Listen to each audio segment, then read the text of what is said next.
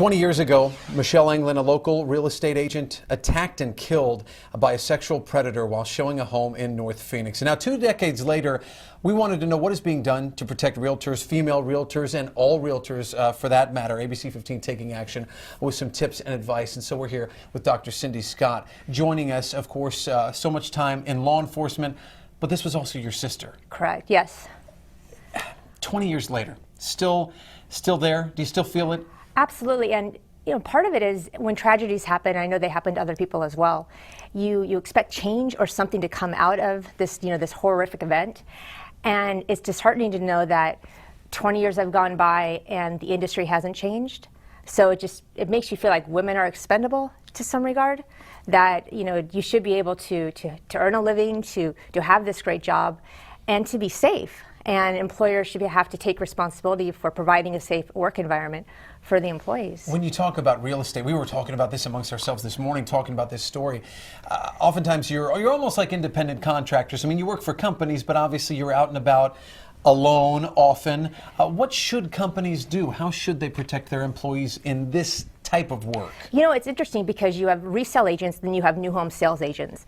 And in my sister's case, she actually worked for a builder. She worked for a company, and the company told her, you will go out to this subdivision, you will sit there by yourself, you will greet every person that comes in, and you will show them property, you'll show them the homes. Right. But yeah, what we forget is that from 10 p.m. to 6 p. or 10 a.m. to 6 p.m., you're allowing the public, allowing strangers essentially into your home, and you're showing them everywhere, anywhere they want to go.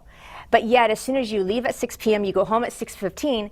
If somebody knocks on your door, you would never open up the door and allow them into your home. But for some reason, in the real estate industry, there's this misperception that it's safe, even though instinctively everybody knows it's not.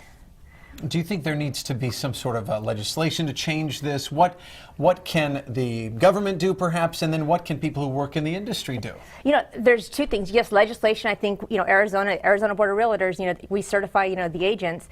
There absolutely needs to be something done so that employers aren't placing women in these environments. And honestly, the basic thing is alone. These predators are looking for a victim who's alone. And if you look at historically all these incidents, and I've looked at them throughout the country since my sister's attack for 20 years, and all of them, they're looking for a woman who's alone. Right. And there isn't any other business where you can find it that's this easy. So as far as if you work in the business yourself while you're waiting for the changes to happen, what are the tips to do to protect yourself? Your cell phone technology really is your best friend.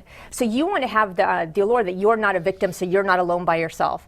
So if you're going to show somebody property, use your cell phone, and then actually take overt measures and tell this prospective buyer that you have a partner, that someone's coming in, so that you don't look like a victim. Because they're looking for you to be alone. They're looking for you to be available. And so if you do things to make it look like you're not alone, like you're on your phone, take pictures of the person that you're going to show property to. Not a bad idea either. I see one of the things on our screen too, it just says follow your instincts. So that's a thing too, just kind of follow that gut feeling. And that is such an important thing to follow. Unfortunately, a lot of these predators, they're really good about getting people to question themselves. So a lot of them pose as buyers. A lot of them say that they're married, they have families. They do all these things to make women feel at ease. So the women, they ignore their instincts. They're like, it's no big deal. And really, you have that gut feeling. Women are really good at that. And just follow it and just stop and never go anywhere in the house with them. All right. Dr. Cindy Scott, thank you so much. Thanks for having me. This issue not going away. We'll stay on top of that, obviously talking to experts like Dr. Scott going forward into the future. Justin? All right, absolutely. Thank you, Dan.